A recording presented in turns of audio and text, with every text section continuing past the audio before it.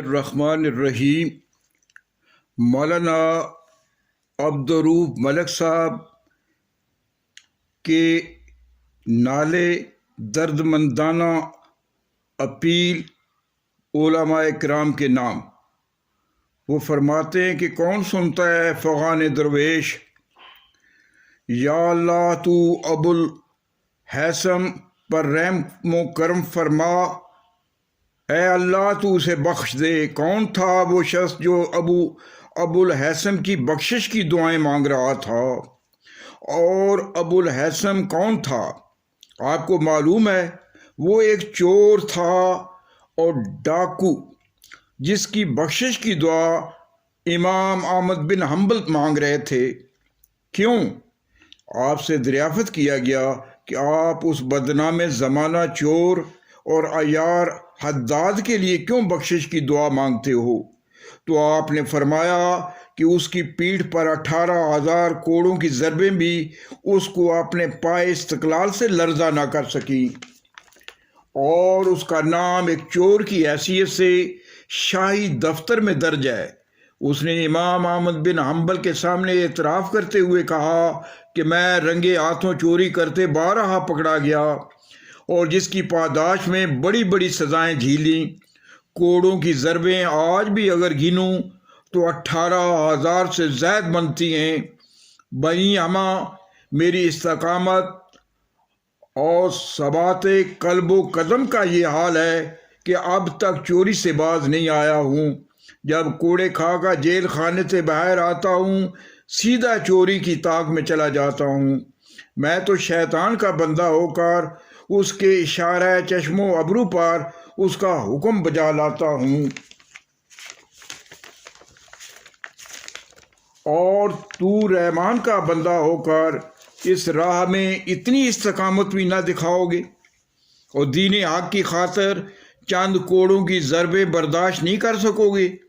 یہ سن کر امام احمد بن حنبل نے دل میں ارادہ کر لیا کہ اگر حق کی خاطر اتنا بھی نہ کر سکا جتنا دنیا کی خاطر ایک چور اور ڈاکو کر رہا ہے، تو ہماری بندگی پر ہزار حیف اور ہماری خدا پرستی سے بت پرستی لاکھ درجہ بہتر۔ کس منہ سے اپنے آپ کو کہتا ہے عشق باز؟ اے روح سیاہ، تجھ سے تو یہ بھی نہ ہو سکا۔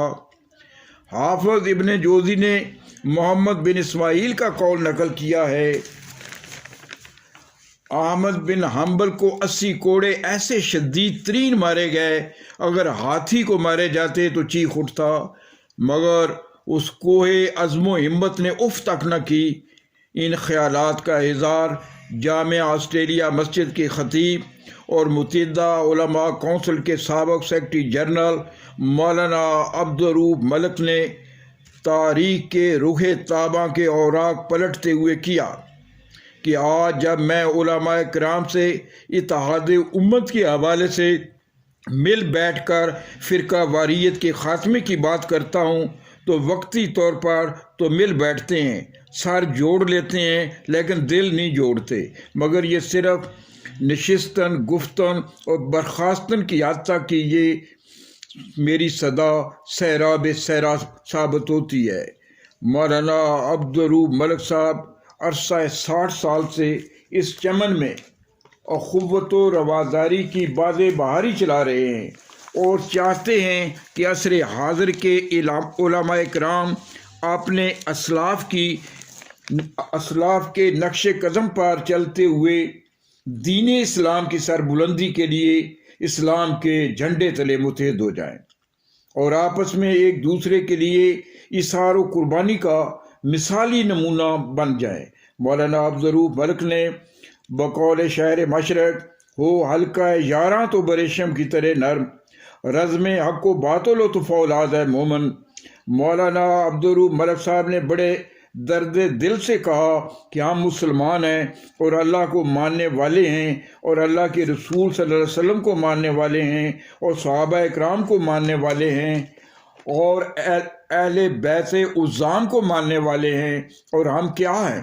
ہم سیاستہ کو ماننے والے ہیں اور ائمہ اربعہ کو ماننے والے ہیں، اور تمام امت کے جو علماء ہیں اور بزرگان دین ہیں وہ ہمارے سب کے ایک ہیں۔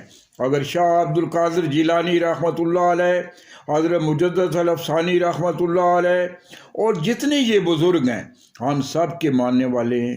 ان لوگوں کا ہم ذکر نہیں کرتے جو صحابہ کی توہین کرتے ہیں، ہم ان لوگوں کا بھی ذکر نہیں کرتے جو اہل بیت کی توہین کرتے ہیں، ہم ان کے خلاف لڑتے نہیں ہیں، ان کے لیے ہدایت کی دعا کرتے ہیں۔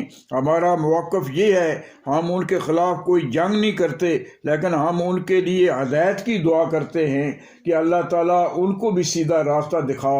اور سیدھا راستہ ہے کیا؟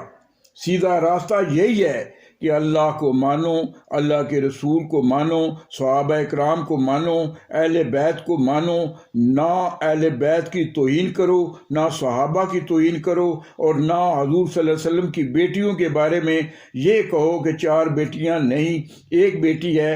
آگے بڑھو، اسلام کے نفاذ کے لیے جد و جہد کا راستہ اختیار کرو، اور ہم راستہ وہ اختیار کریں گے جو حضرت خواجہ معین الدین چشتی اجمیری اور حضرت امام مجدد الافسانی کا ہے۔ ہم حکمرانوں کی رہنمائی کریں گے، ان کو سیدھا راستہ دکھائیں گے، ان سے لڑائی نہیں کریں گے، اور نہ ہم ان کے ٹاؤٹ بنیں گے، اور نہ ان کی مرضی کے مطابق چلیں گے۔ ہمارے بزرگوں نے حق و صداقت کی پاداش میں سخت سے سخت ترین تکلیفیں اٹھائیں، لیکن انہوں نے ان کے سامنے سر نہیں جھکایا۔ گردن نہ جھکی جس کی جہانگیر کے آگے، جس کے نفس سے گرم سے ہے گرمی آرار۔